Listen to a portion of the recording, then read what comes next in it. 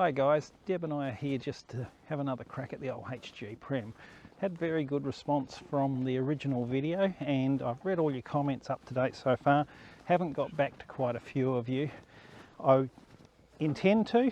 There's a lot of stuff I'd like to do with our channel that we haven't been getting to, mainly because we can't afford to, and it does come back to the time that I can take out of work to put into these sorts of things and the cost of actually doing these sorts of projects.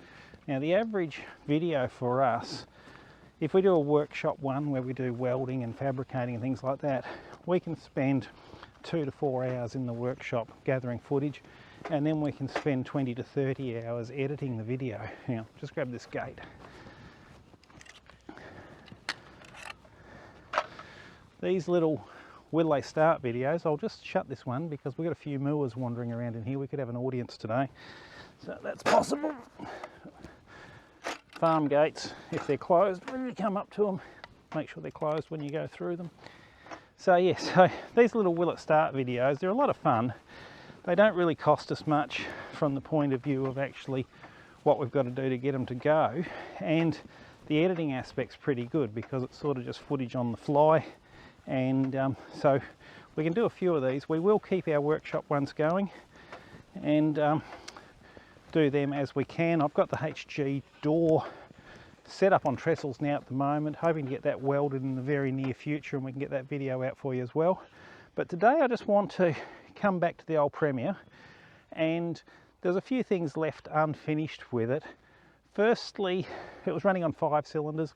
We've still got that one stuck valve. I've brought a few tools with me. What I'm going to do is take the intake manifold off and get some CRC up inside the port, and because we've got the bottom of the valve, you can actually see them through on these, and so this valve stem will be dry in the actual port area, and if we can get some CRC on that, get it to walk up the stem, we should be able to get the valve going up and down again quite happily. Not a big job to get the manifold off on this and be in there, so we'll have a crack at that. If we can get that valve bouncing up and down well, we will grab an old radiator and just sit in the hole. Just looking at it at the moment, the 2 bottom bolts for the radiator are both broken off in there, but we really only need 2 bolts at the top. The hose will stop it from pulling back on the fan. If there's any issue, I can wedge it with something like that. But I plan to put it in gear and see what happens. This one's got the Trimatic transmission in it. Australian design gearbox. They got called pretty quickly a Traumatic. They were probably a little bit underrated for the V8. They put them on everything from a 161 in this case, in this generation, all the way through to the 308 V8. GMH learned that they were a bit light for the V8, but it's like a typical GM gearbox where they put extra clutch plates into various spots in the box for the more horsepower that goes through. And when I was regularly rebuilding these transmissions, what I would do is machine the pistons back in the various clutches to actually put as many plates as I could get into every pack, and I'd do that on every gearbox. So once you do that to a 6-cylinder box or a 253 box, you'd never ever have a problem with it again. 308s that were modified and driven hard, that was still only just up to the job. So anyway, we'll pull it apart and see what we can find, see what we can do with it, see if it'll move.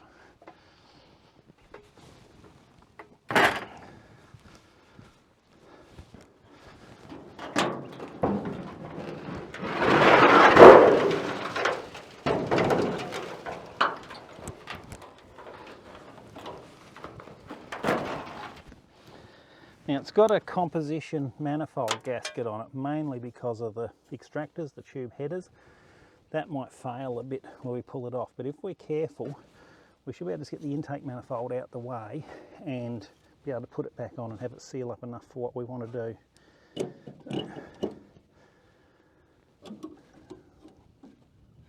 This is the vacuum line on the back here for the automatic transmission, and that's how it senses the load on the vehicle.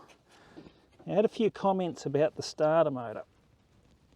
These are an Australian designed, Australian made starter on these, and from the point of view of an automotive starter motor, they're about as good as they get.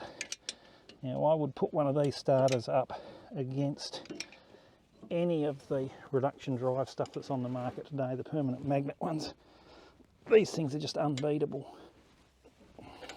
Where's the starter motor? Starter motor's down here. Australian Bosch. There's something that's come and gone.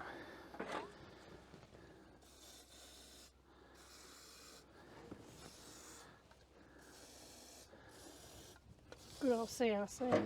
Oh yeah, when it comes to rusty old cars.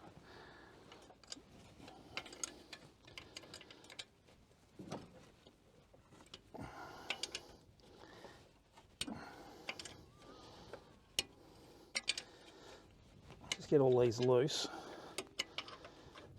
Yeah, they're going to come undone.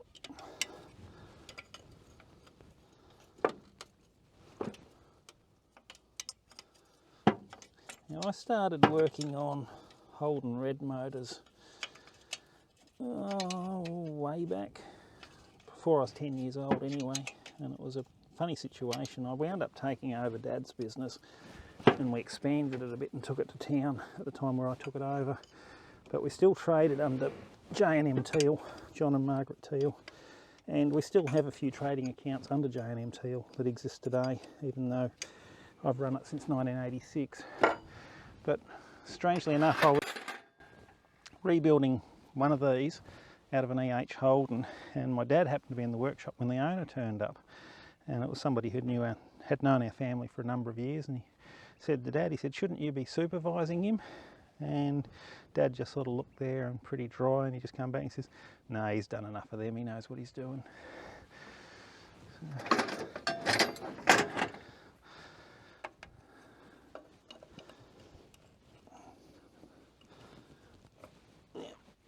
this is a problem one here. We don't want to kill this if we can help it. We need to use the tube spanner on this fitting, but what's actually happened is the nut is rusted into the pipe. So if we look down here, it's flexing the pipe instead of undoing the nut. But I don't think it's going to come undone, but we'll try for a little bit. The pipe looks pretty rotten too. The pipe's very rotten. I'm just looking at this bit here that's sort of flexing as you... Yep, so the tube runs through the nut, and there's a little flare on the inside edge of it. Now you need two spanners, because if you just start trying to undo it, you'll just unscrew the needle and seat, or the seat for the needle, out of the carburetor. But I think this one's going to die. It's not a big drama, we'll be able to find another one of them lying around. Yeah, I think we'll just sacrifice that. Okay. So we don't need that undone now at this point in time.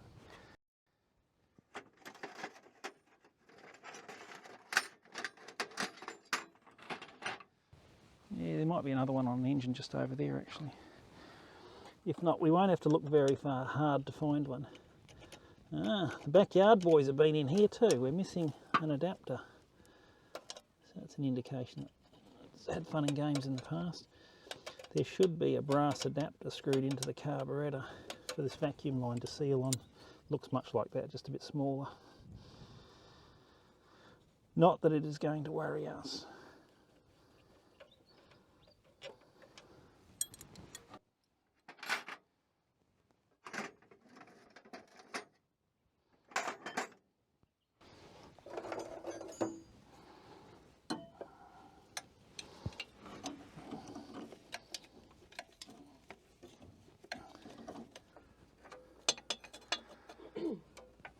So you've got a bit of fuel leaking around the... Yep. Is it fuel pump? Yeah, that's the fuel pump down there. Yep. And so you've got leakage around the bolts? Yep. Yeah, well, because it's been sitting for so many years, the diaphragm will have dried out completely. And that's something that, if you were going to use an engine that had been sitting for a long time, either you would need to overhaul the fuel pump or put a new one on there, mainly because the neoprene diaphragm just gets so hard with age that they tend to just split and crack, and then they can, well, they'll stop pumping, but they will allow fuel to leak into the crankcase as well. So.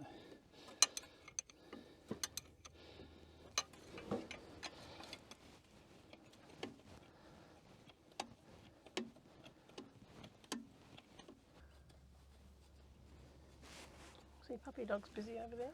Yeah, there could be rabbits lurking around here that would need a dog to chase them.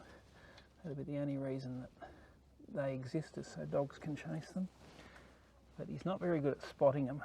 I spotted one disappear just behind us when we walked around in the corner here. The dog didn't notice that one. I'll give him a big F for that. Yeah. Where's them rabbits? You get him, rabbit. You get that rabbit. Where'd that rabbit go? Where'd he go? Where'd he go? Where'd the rabbit go? Go get the rabbit. He's not over there. You're looking in the wrong spot. Hey? Saw a big fat one earlier.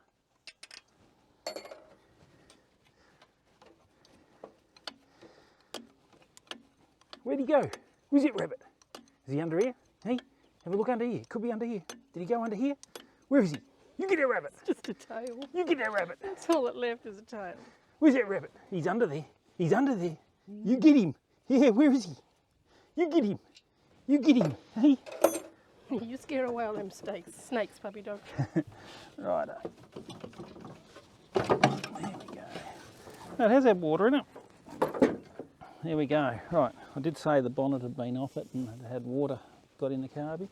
So there's a high tide mark there and there, and that's the cylinder that's got our stuck valve on it. Now, normally there's a cast post that runs through here, but this being a Yellowterra head, it's been cut out and it's just got a sleeve for the bolt to run through. So that was the porting they did to them. They opened the throats up on the heads, put bigger valves in them, and they opened the bowls up a little bit on them. So the fact that that one over there has got rust. But that one's working, so we don't need to worry about that one. Okay. Yeah. But it's certainly why the valves were stuck, was because of the moisture had got in there and rusted the valve stems.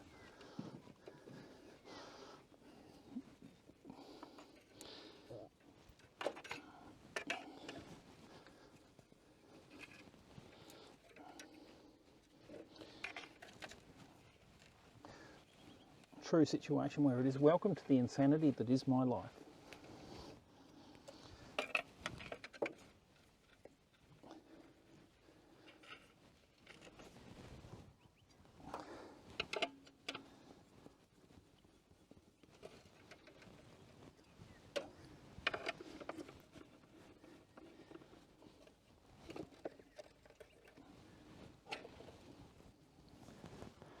Righto.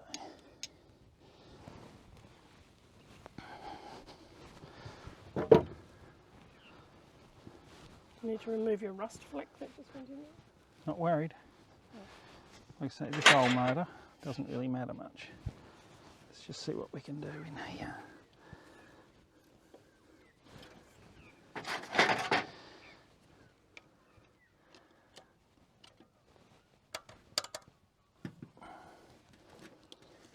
Come in beside you there.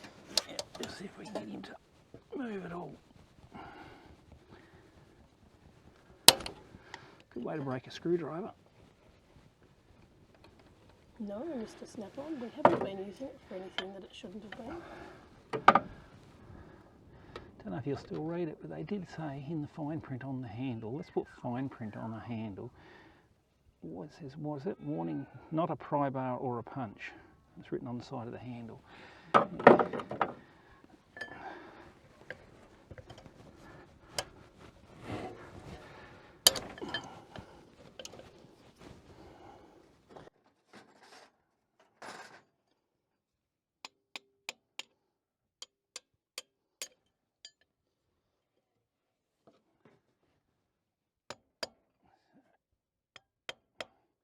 How long have you been doing this for, roughly?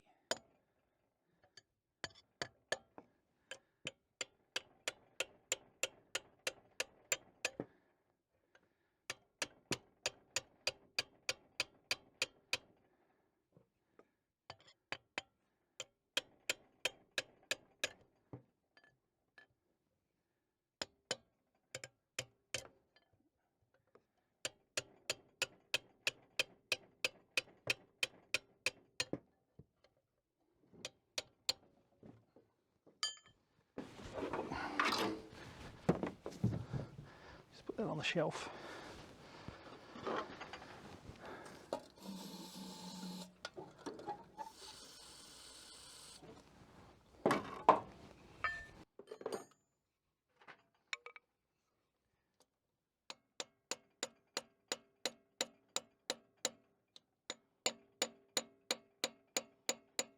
Don't know if we're moving him. Doesn't look like it. No. Might be a no-go.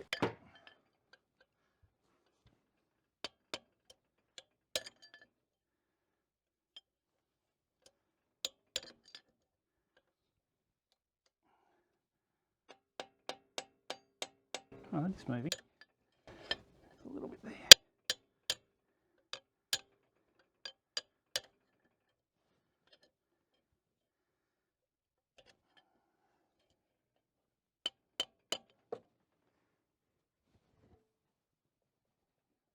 Yeah, we can snap the valve off pretty easy doing this.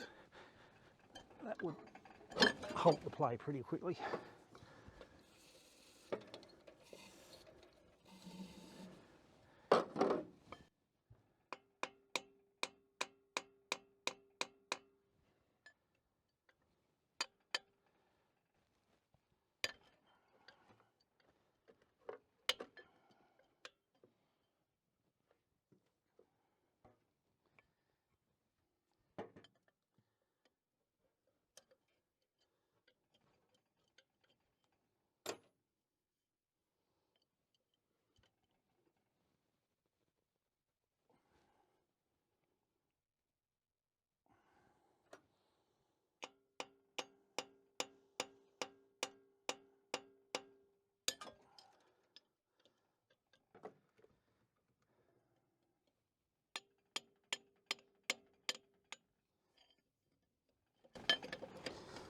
It's not looking good. It's not, is it? No.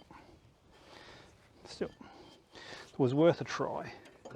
Maybe she'll say a 5-cylinder Holden.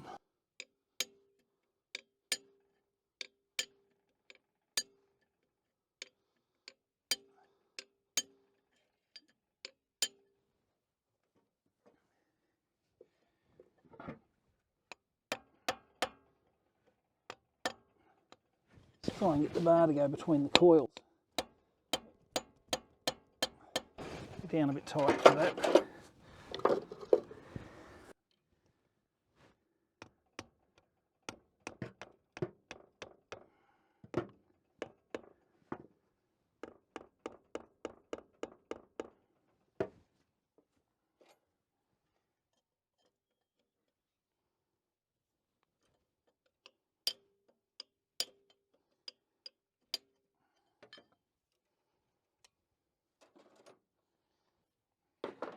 Did you get that rabbit?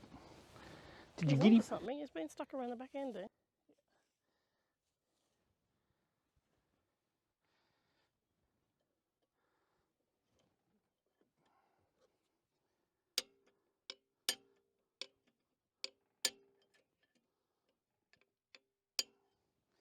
Might just go and see if I can find a different bar with a bit different angle on the end of it. See what we can wedge in there, a bit tighter end. We can drive it between the coils a bit. A little bit of a weight might actually just let it do something by itself. It's certainly not looking real good. Trouble is pounding on the end of the valve is just going to mushroom the end of the valve, which I guess is not the end of the world. It would certainly need an overhaul if I was going to use it again on any other engine. So we'll just suck it and see with that. We might persevere on for a bit longer here. Saved by the bell.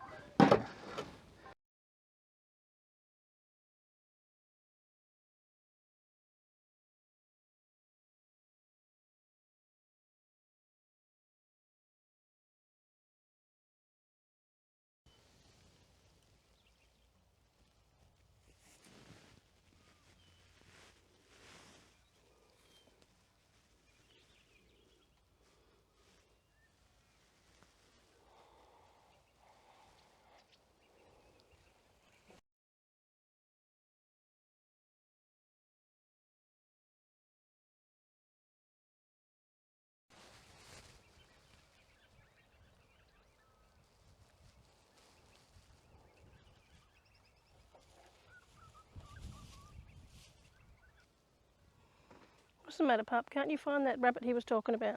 Hey? Can't you find it?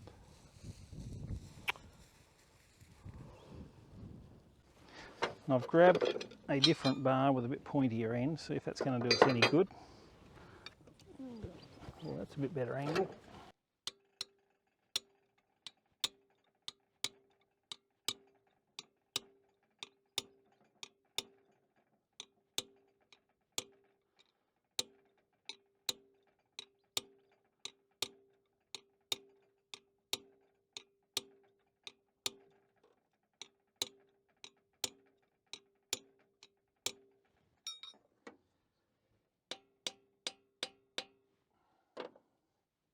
Once we can get the spring a little bit, we can keep springing it against it, let it keep popping back up the guide and hopefully shift the rust.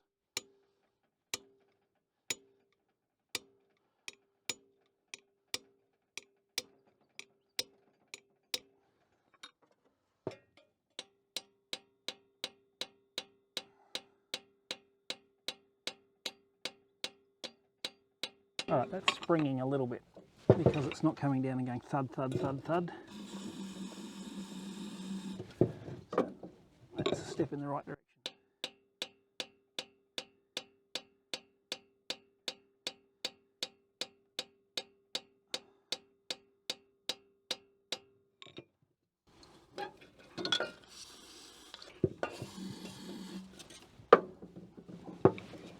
Don't know if all the extra CRC is helping or just makes me feel better. Got it achieving something, squirted stuff in there.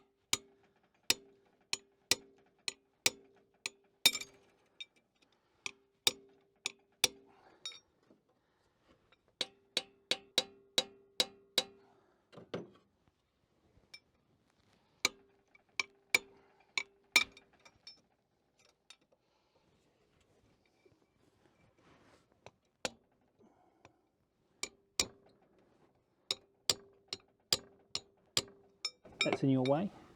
Yeah, I'd like it with that. That'd be good. Awesome, thank you.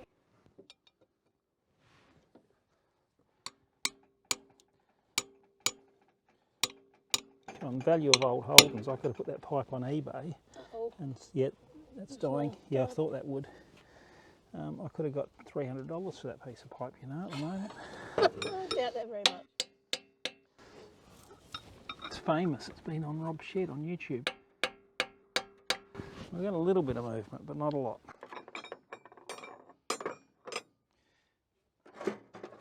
I'll have to go back to the not a pry bar or a punch.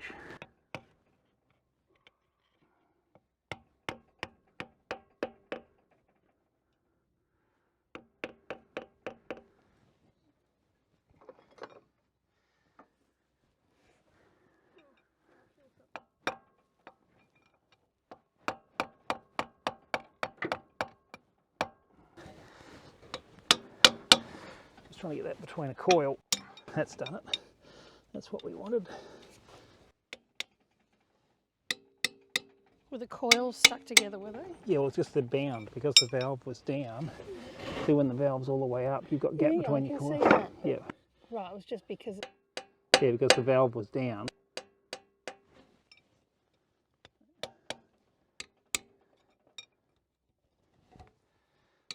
Because that shield is starting to fail now, I can't really be levering on that edge there. No. So if we just work this area here.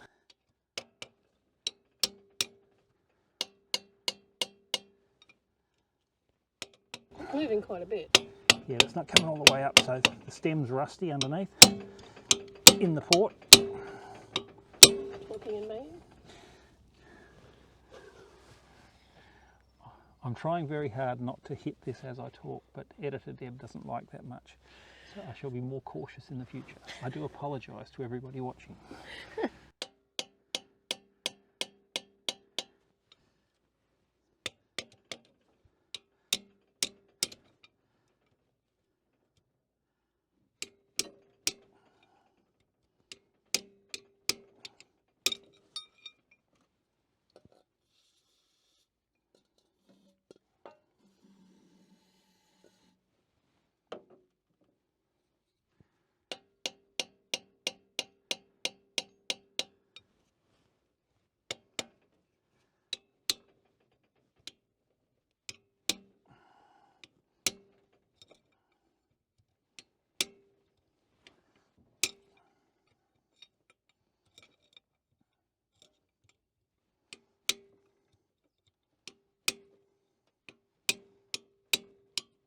Let's come up further that time.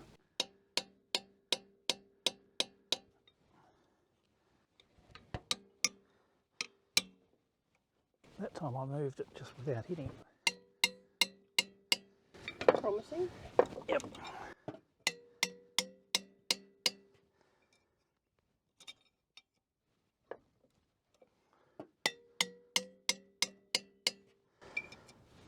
So if we can be walking that lubricant down the stem, actually while it's right up, get some more in there. So how freely does it need to move? So it just bounces. So this one here, if I hit it, it just pops back as soon as the hammer comes off. That's what we're going to have. Otherwise, it's not going to have time for it to spring back up again before the camshaft comes around to want to open it again. So it'll just hold, it'll just hang open as it's slowly creeping back in the camshaft. Just keep banging it. So it's got a pop, but we're well on the way now. Yeah, we're not far off it. There we go. It's done. A little bit of perseverance.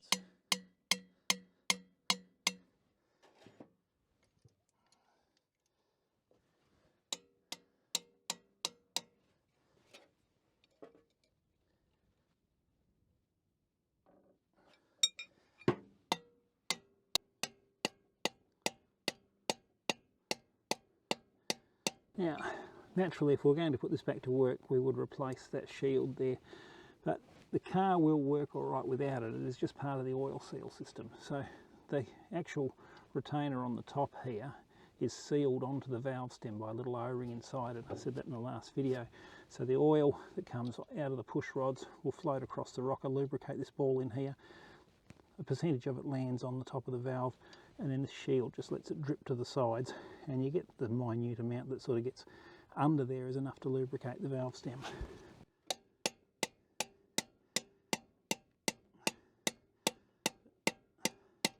Given that it's had a port full of water, well, these two ports were both full of water, there's no wonder the valves were seized up.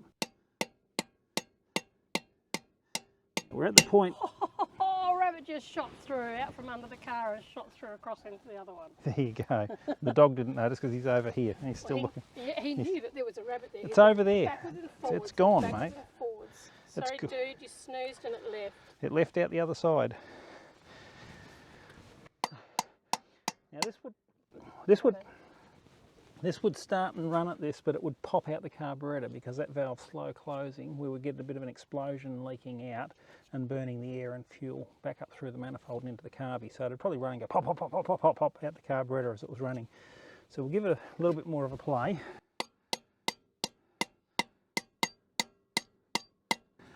These are a very nice running engine when they're in tune.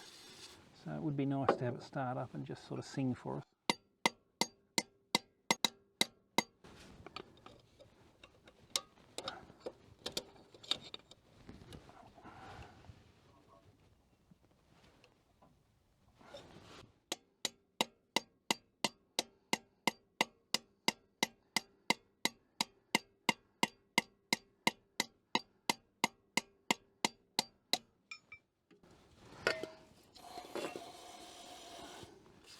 I'm thinking we're almost at the point where we might put it back together and start it, because the camshaft's going to do it a lot more times than we're doing it in a short period of time, and it could just come good by itself.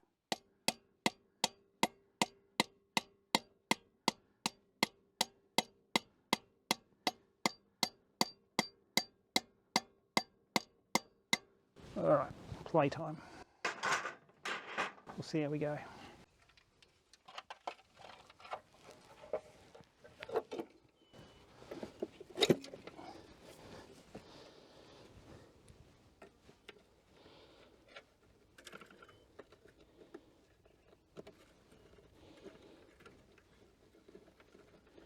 Now you've lost the Piece of gasket. piece of gasket where you were playing. Yep. Oil will leak out. Do I look bothered? I am not bothered. Oh, that's good.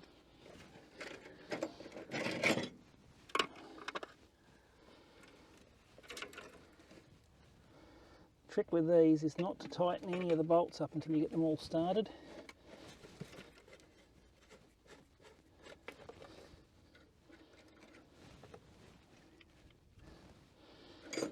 And if we were doing a halfway decent job here, we would turn these washers over because they dish when the bolt's been pulled through them. They sort of bow up on the sides. You should be able to see it on that one there.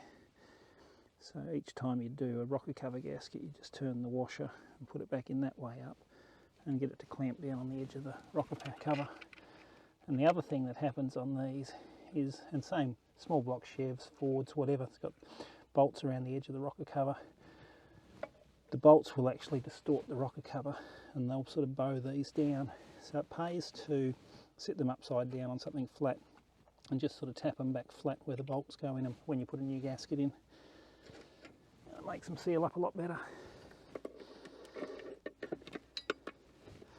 It's the sort of thing, these were known for leaking, and same like small block Chevs, known for leaking, and you'll see them with heaps of silicone on them.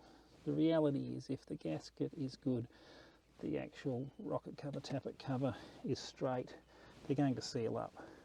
So I don't like to put silicone on new gaskets on these.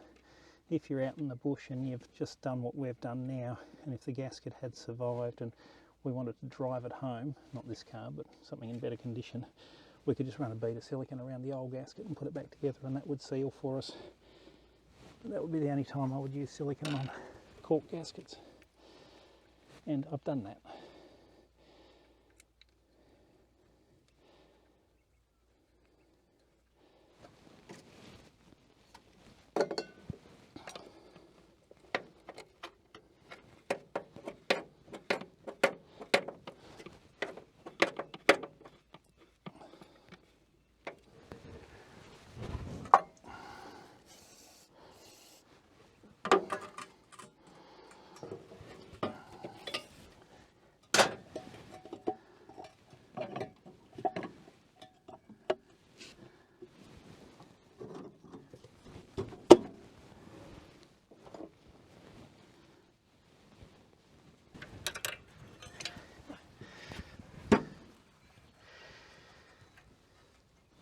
Because I'm thinking the pipe's history. You reckon? Yeah. I don't think I can get a few miles out of it.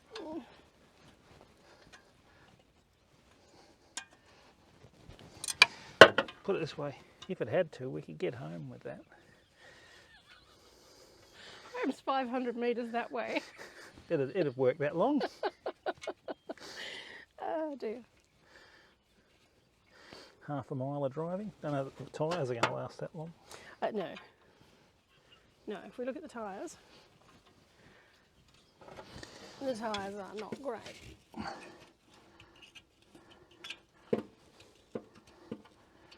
But the dog's in the right spot. He's in the shade. Yep.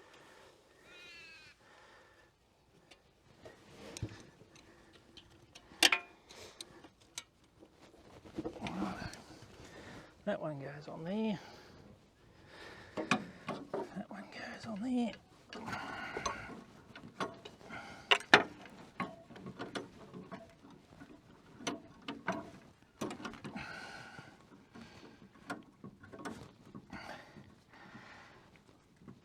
Right.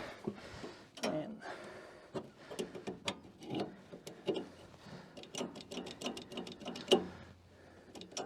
someone pinched a bit. I thought that might have still been here, but it's not. What is it? It's just the linkage that goes through there. I was hoping I'd have an accelerator inside the car, but given that it's not going to run away very far, we might just not worry too much about luxuries like that.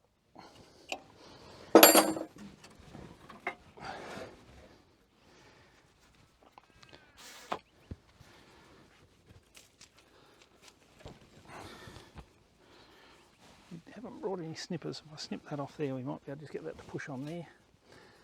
This bit here is a bit more flexible, cutting back there. Hook that one back up and stop it sucking air through that hole. Alright, we're going to have to go and find some parts. I've just been off on a bit of a hunting expedition and I found some plug leads, a radiator, a coil and a joiner for the heater hose. The radiator's average, one that's been kicking around for a long time. It looks like there could be a couple of holes in it, but for what we want to do I don't think it'll matter much. So I just grabbed a brass joiner. Someone's taken the heater box out of this, Barry, but that was before I got the car, so I can't complain too much. And he's just cut the hoses. Once that water pump runs, it'll want to spit water around. So if we didn't have the fan belt on it, we could have just put these two hoses up above the water line and that would have worked for us, but we might as well warm the engine up if we're going to go this far with it. Look at that, that's first class repair. I'm proud of that. So just grabbed a few new bolts and washers and we'll sit the radiator in. Oh, that broke. Fail. Dodgy backyarders. Yep, probably non-genuine. Oh, this one has an adapter, doesn't it? It's not in it. Where is it? That's what's going on here. These have a V8 and a 6-cylinder option, so there's an adapter for the radiator. I don't think we need that. I think we'll use vice grips.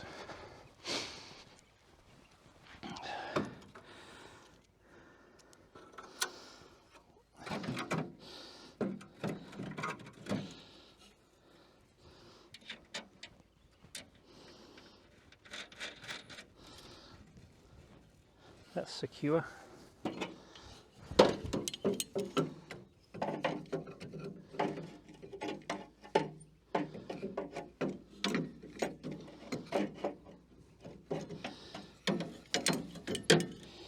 That'll work. Just how far are you going to drive this? I just want it to move. As long as that clears the radiator, we'll be right. Okay, now. And if it doesn't? We'll chew up a radiator. Oh, we've got a clamp. I'll see if that works. No, that one's dead. See if this one's got anything.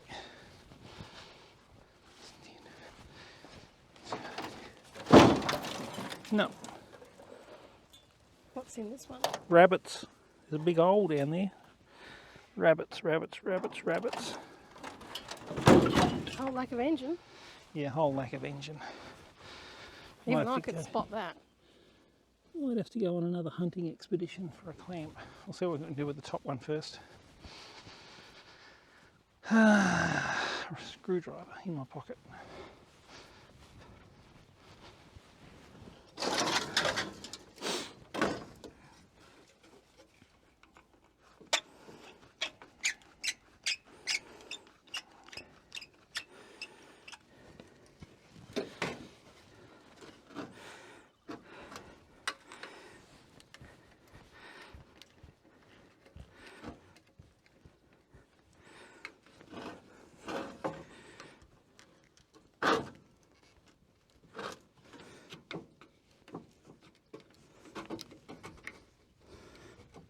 Your radiator's seen better days. I think this one's dead.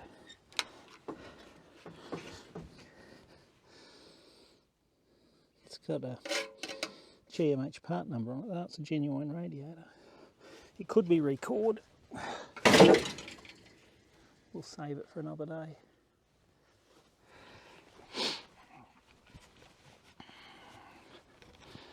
Righto. Yeah, with radiator hoses, the trick is to put a smear of grease in them. No, even with their new ones or old ones, the grease does two things. Makes it a bit easier to slip it on, and the other thing is it vulcanises the rubber onto the fitting a bit and stops them from leaking.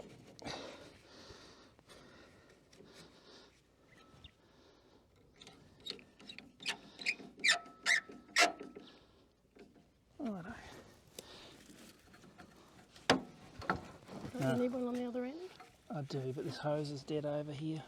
Oh, up there, yeah, probably, but that's high in the water line. We can probably have enough water in there without worrying, but this hose has got a split in it. So that's going to slow us down a bit. Have to go on another search and find mission. There's trouble with this car. Where's another one of these? Nope, doesn't look like it. All right. Just been over the shed. Haven't found the right hose, but I found something that looks like I can make it work. So we'll poke this one on and hopefully it'll just hold water. Found a clamp as well, so we can get it all clamped up.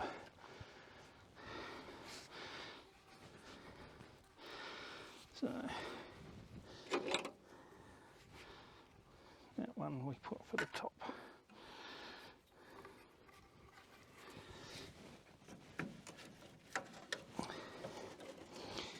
Now guys, we can go further with all this stuff, and we really need to grow the channel, so your help would be greatly appreciated by liking and subscribing and telling your friends, getting them to subscribe as well. We've got to use the language that YouTube understands to be able to grow the channel, because at the moment we're making, I think, $74 this month out of YouTube. So how many subscribers do we have right now? We have 6,420 something, I think. So look, thank you guys that have subscribed. We really appreciate it. Love bringing you these videos. Just like to take it a bit further than what we are. So, it's really powdery, isn't it? yeah, it's corroded away. It's not much good. Righto. It's a bit kinked up down the bottom. It's not the sort of hose that you'd be driving this car very far on, but for what we want to do today, we just want to start it up, warm it up a little bit, put it in gear and see if the gearbox is going to work and drive the car.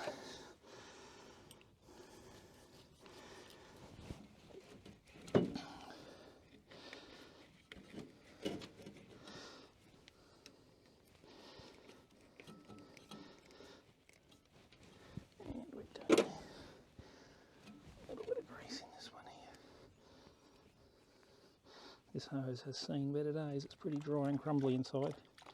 That's my radiator water you're drinking. You brought a bucket of water for me, didn't you, Dad? Righto. Set that out the way. See how many holes we've got.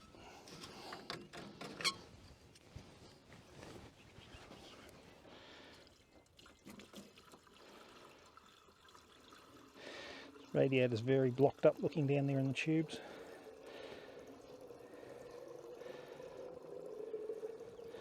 You come to nick my water again, dog.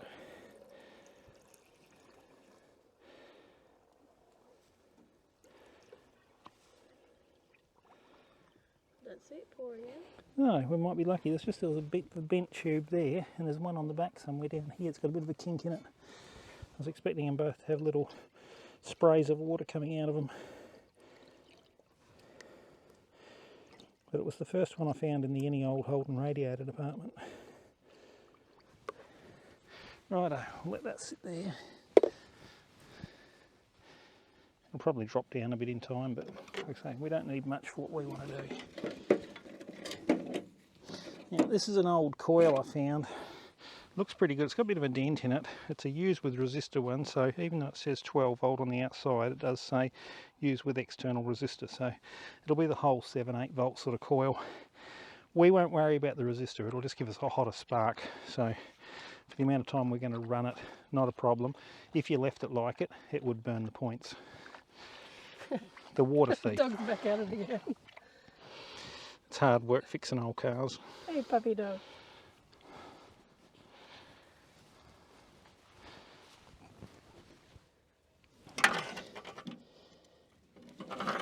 It's important to get the coil the right way around. I said the other day that you don't have to ground the body of the coil, but the positive and negative is crucial to the amount of spark that comes out. So if you have the coil hooked up the wrong way around, you get a very weak spark. How can you hook it up the wrong way around? You've got two wires here, the primary ones. Just like a battery terminal? Yep. Oh, I see. So, 1,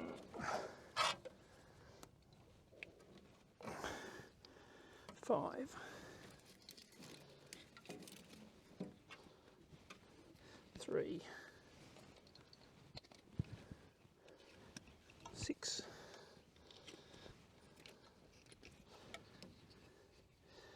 2. How do you know that? Lots of years of playing with this. I learned to read from an FJ Holden workshop manual. It's got the same firing order.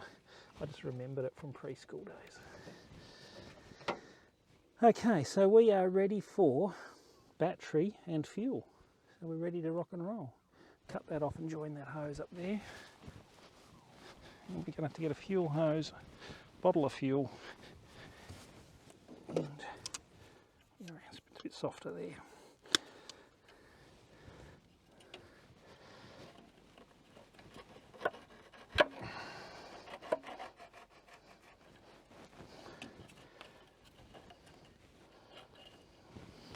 Clamp's not even going to work and do anything.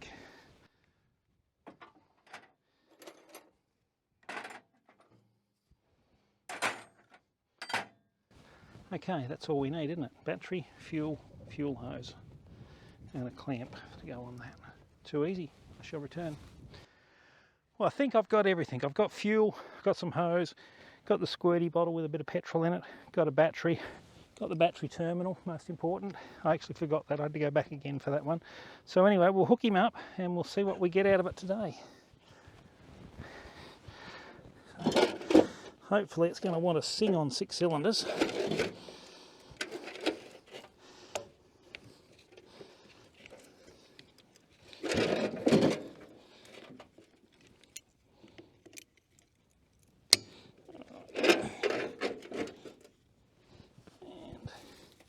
That one hooked up there.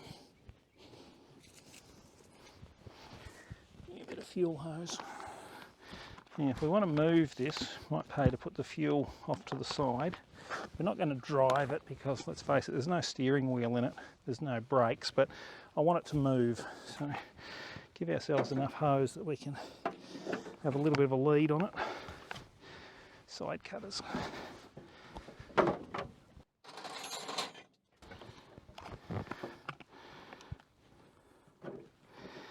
Now, while we've got this here, this is some Gates hose. I will only use Gates, Dayco or McKay hoses.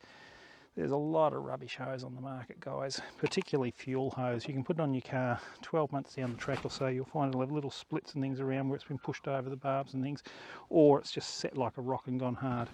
So they're my 3 recommendations for hose. Look for them wherever you can. Pretty much everything else is just rubbish. That you've come across? Pretty much. If it's cheap, it's crap. Righto, fuel tank connection. And we need our coil wire. Oh yeah, that's a pretty high-tech connection there. Yep. Proper fuel fittings and everything to make that work the way it's supposed to. Went to a lot of expense. Righto. No spark today. What's going on here? That coil might be a dead one. All the points are open. Yeah, we've got powder there. No, points might be open. Righto. So, a bit of squirt down the top.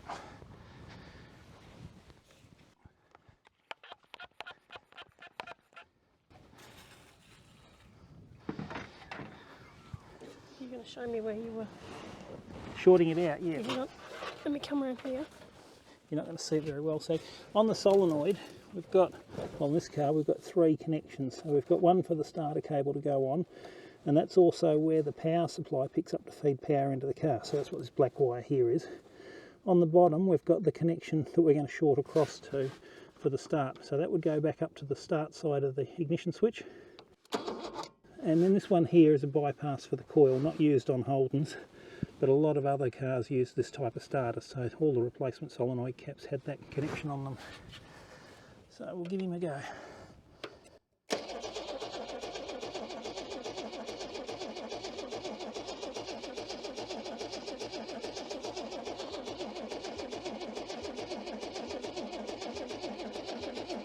Don't think that coil's much good.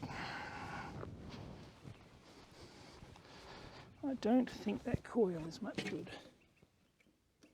There's nothing there.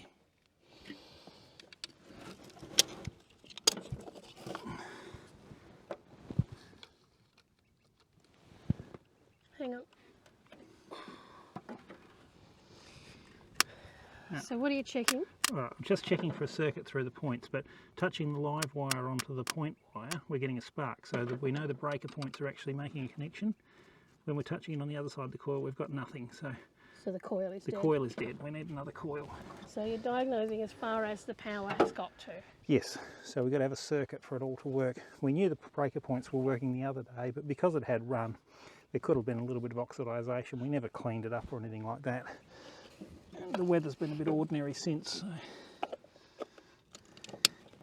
always give it the benefit of the doubt, but I just went and dug around for a while and found that coil laying around. So now I've got to go and dig around for a while. I'll probably just go and pinch the one back off the brown newt again like we did the other day. We know that one works. Hopefully.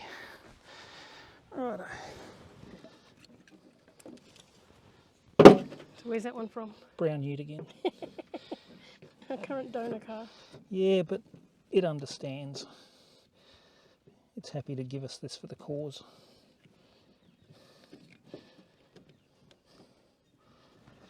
And what have we got?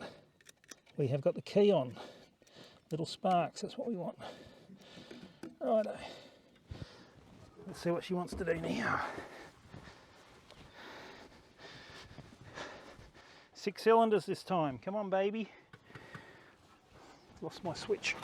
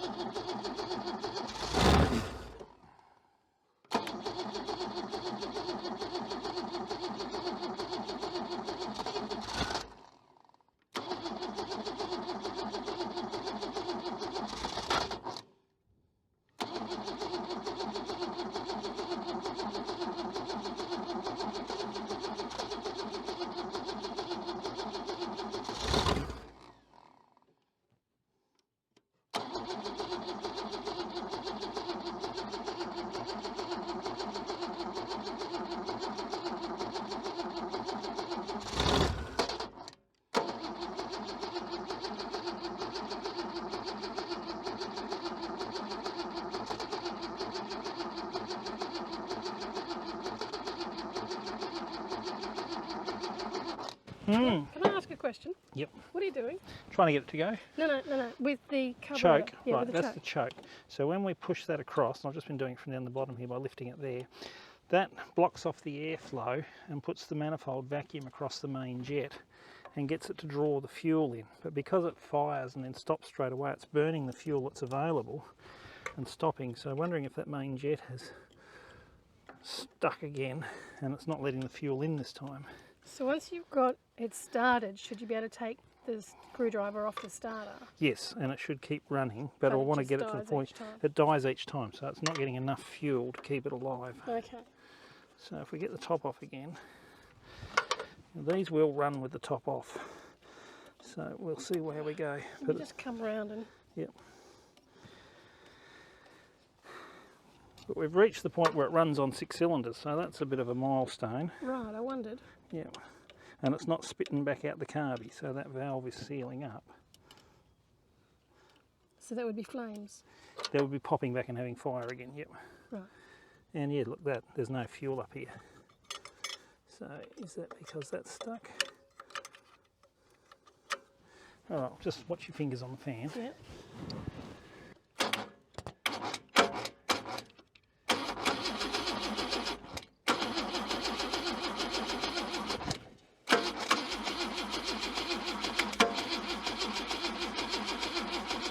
That fuel filter might be blocked up, might be part of the problem too. So. The fuel filter? Yeah, not letting the fuel through because we're only getting a little bit coming up, but we'll see what happens now.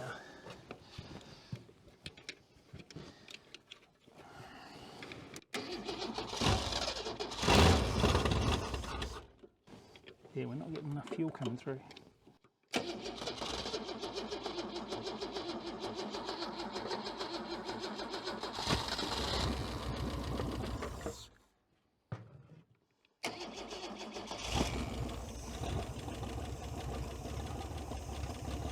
Come up in there now.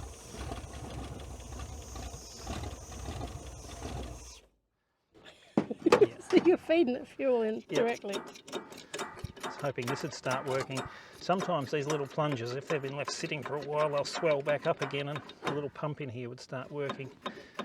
So we've got fuel up into the main jet here. I'd say with the choke on now, she'd probably run quite happily. So that's the main jet there, that's where the fuel comes out and feeds in there. But I was hoping to get it running without the lid on so you could actually see the fuel coming out. But I don't know that I've got enough hands left. I'll just get it to run and let it rev a bit. And maybe we can see fuel coming out in this spot here.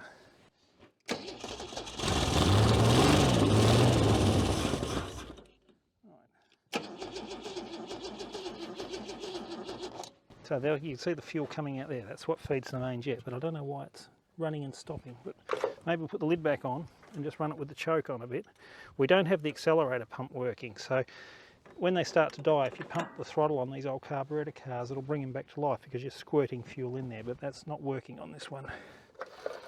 So we'll just put a couple of screws in.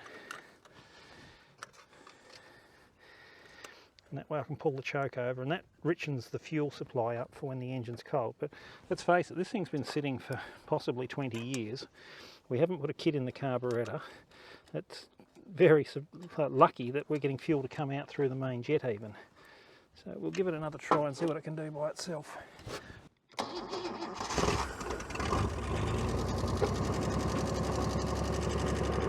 That's what we wanted.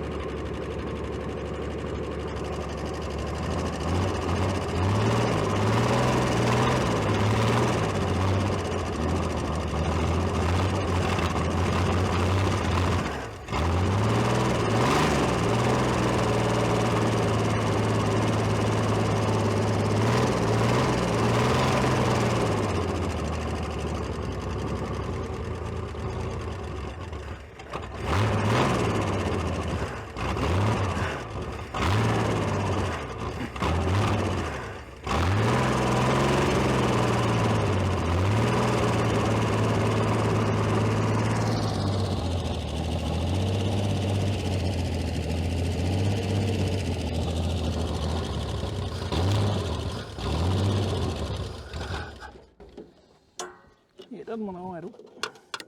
So.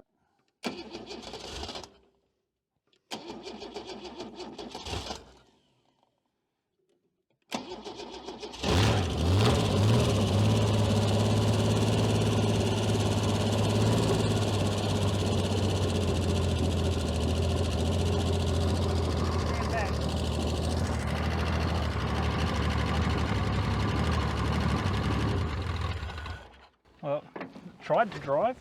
Did it? Yeah, it pulled the car and it went straight into gear.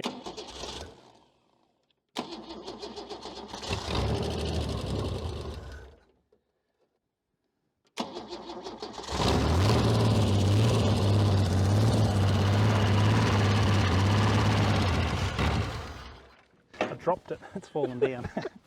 You dropped what? The linkage for the gearbox. Oh, okay, it's way down there. Yeah, I can't reach that across the top of the engine. Okay, maybe we'll put it into forwards. Right, that's drive. So you stay out of the way of the front. Yeah. I'll see if I can keep it running with it in gear.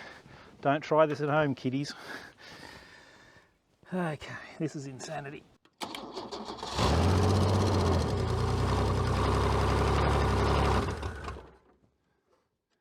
Nearly.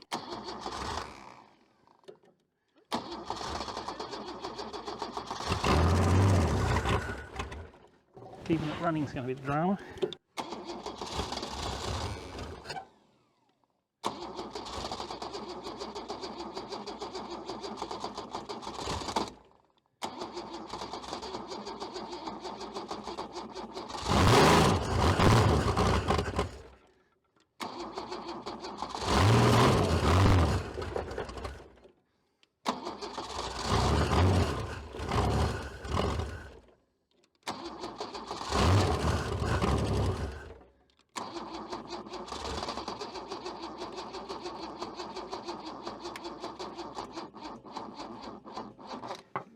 I think you flattened the battery. I think I flattened the battery. Well, I think if we could keep it running, we'd get it to move. All right, we might come back to this after we've had a bite of lunch, and I might grab another carburettor and put on there. see what we can do. But if we take it out of gear, the gear 6 gone. We're going to have to bring our jump pack back and see if we can get it to do some more. Okay, we'll be back. We've just gone and had a bit of nose bag, and now we've come back all sated, full tummies, and we're going to have a look inside the carby. What we've got is it's going into gear, it's wanting to drive, but it keeps stalling. Now with an automatic, that little spot where you just come up off idle is pretty critical. And I even tried sort of having it revving a little bit and sort of getting it to lurch into gear like that, but it just stalls it. The accelerator pump's not working, the idle circuit doesn't appear to be working. So I'm going to focus a little bit on that now. If I get the pump to work, I might be able to keep it going by just sort of rocking the throttle and pump to get a bit more fuel in there off idle without stripping this and cleaning the passages all the way through and doing it properly like that. Not sure what else we can do with it, but we'll just persevere for a little while longer. We know it wants to drive. I really would like it to see it, even if it moves the distance of the wheels or something like that, to say that it has driven under its own power. So we'll push on, see how we go.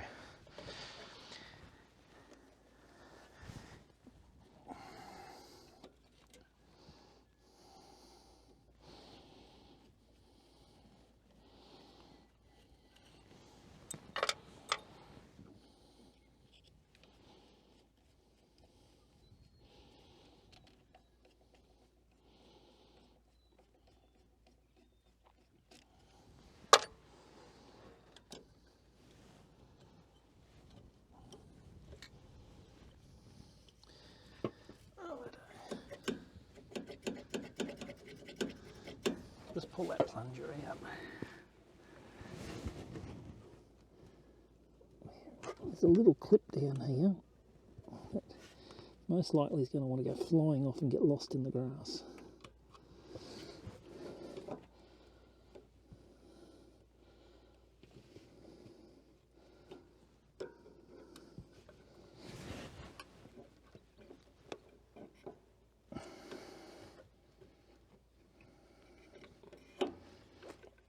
When I was a young fella mucking around with these, like in my teens, and driving these sorts of cars on the road, I was forever losing these little clips. And I went and bought 10 of them new from Holden, just from the dealer, and they were $1 each, which when you're earning $70 a week, that's a good sizable chunk of your paycheck. So I learned to be a lot more careful with them. But it seemed to be that I was running multiple carburetor setups, and it doesn't take a lot for them to get a little bit out of step, so you're often pulling them apart, and so hence I was losing the little clips. Alright, so that comes out. Getting it through the gaskets the next trip.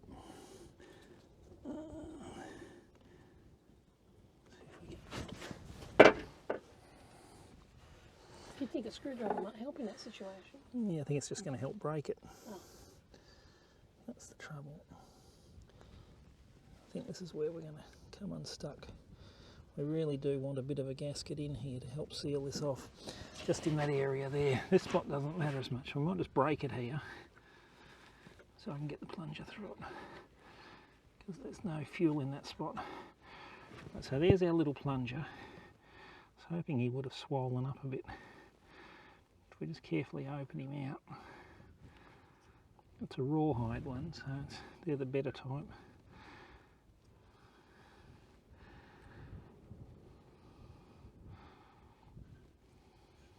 You'd think it'd be rubber. The newer ones were. This has possibly never been changed from new.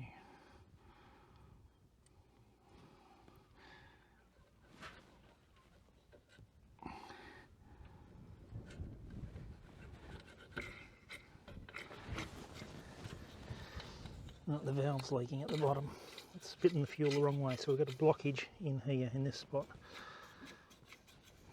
What have we got?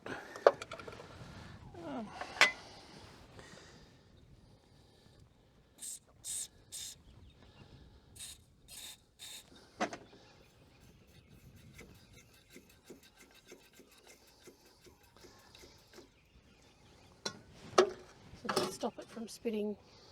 Well, the fuel's spitting the wrong way, so that when the plunger's coming down, the pressure is going back into the bowl instead of through here.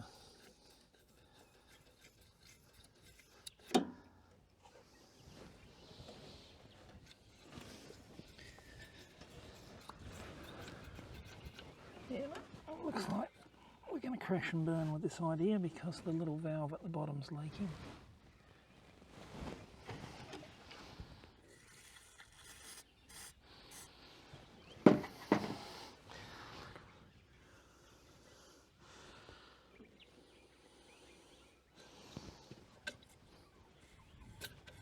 That's got him.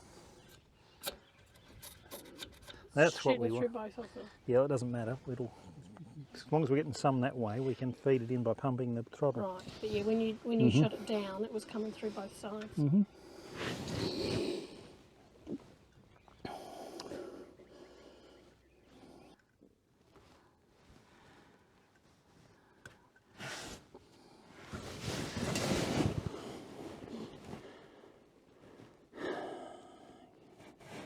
I'm going to hook him around the back and get you hooked up onto the top, and then hook you around and then over that, like that. That's got him. Righto, we've got squirts. Let's see what we can do. Need to hook our fuel back up. Yes, with your high tech. Our fuel tank.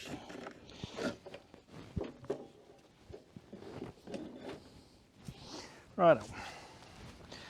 Battery pack hooked him up. Still in gear? Yeah, it should be. But what we'll do is we'll take it out of gear, just warm it up a little bit.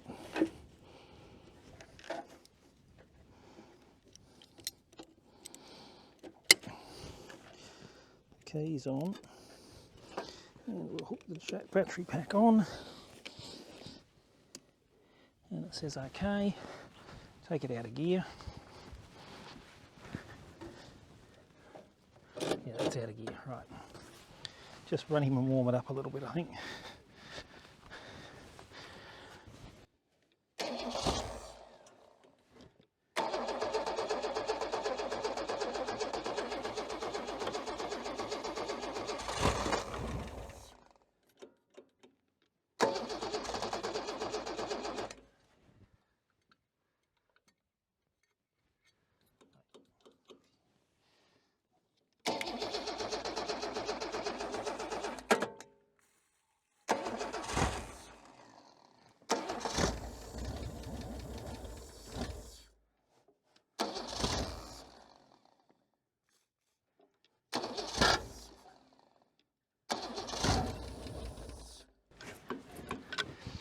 Got the stuck needle.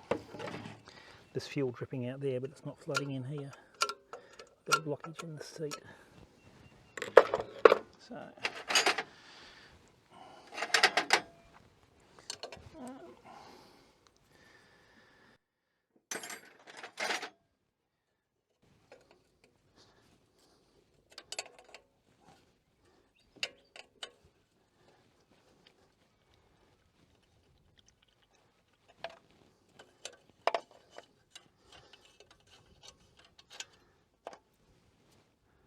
yeah, you can see through that bit. It's got to be in here. Alright, so this is the needle and seat. This is the piece that regulates the fuel coming in by the float. So when it uses the fuel up, the float drops. Lets this valve open. Oh yeah, she's full of dirt.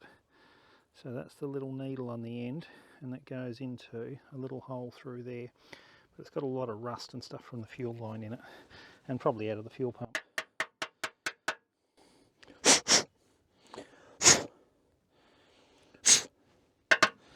Alright.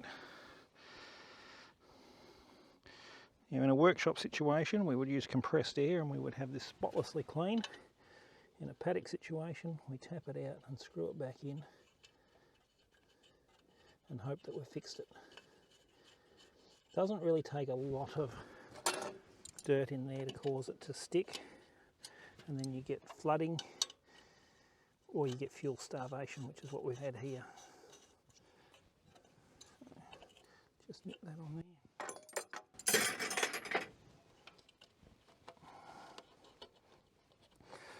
Don't know why Deb had to break the pipe off for us. She's just rough on the equipment, right? That's it.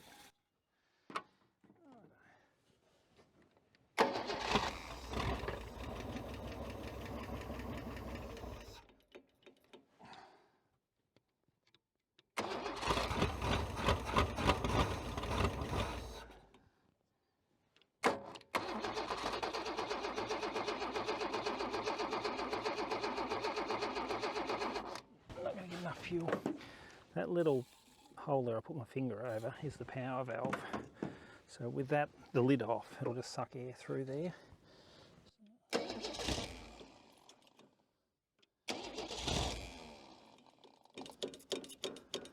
Our pump stopped working again.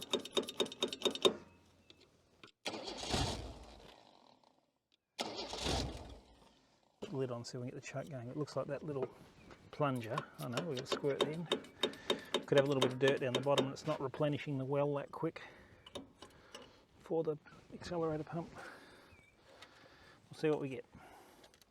If we can just get it to warm up a little bit, we might have some joy.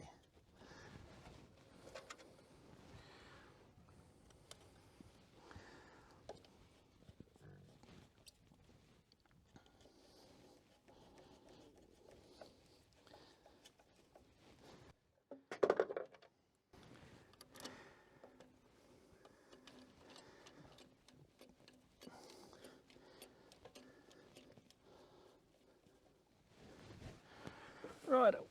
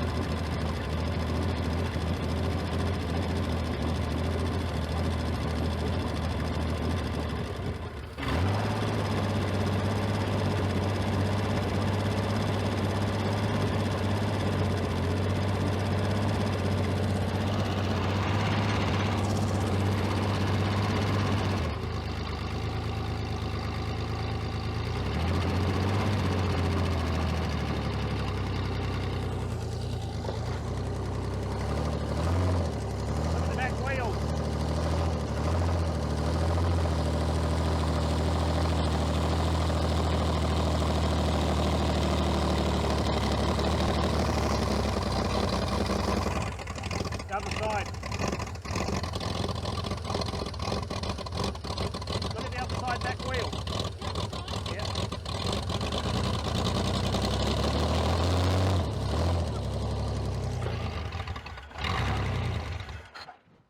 She's spun. She spun the wheel. She's moved under its own power. I guess we should park it back in the shed. At least we should do. Well, I'm going to call that a success, guys. We'll crank her up one more time, see if we can go back to where it was, and we'll call it moved under its own steam. Before you do, yep. Absolute proof. Yep.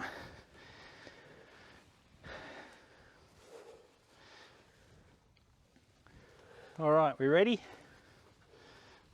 We are ready.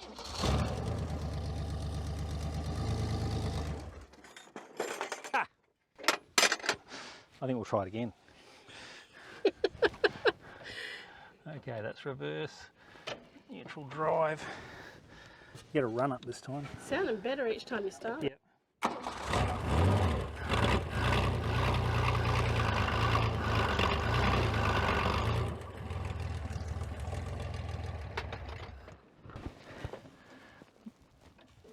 Drop the linkage again.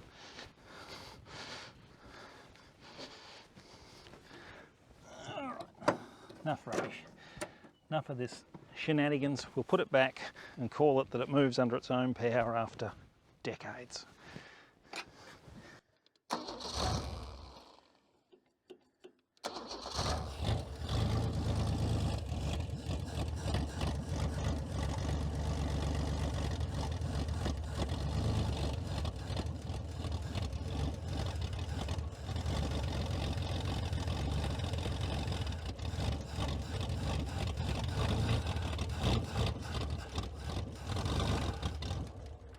Back in the shed. Good enough? Well done, Rob. Hey guys, well that was just a bit of fun. It moves. That transmission will be in reasonable nick at the moment. With these Trimatics, if they've got a problem, they wait for a long time picking a gear up. So they've got a reverse clutch in the front of the box, just straight behind the pump, and it's the weak link in these, it's the Achilles heel. So if you get one that you put into reverse and you sit there and wait for it, wait for it, wait for it, suddenly it goes, the reverse clutch is failing.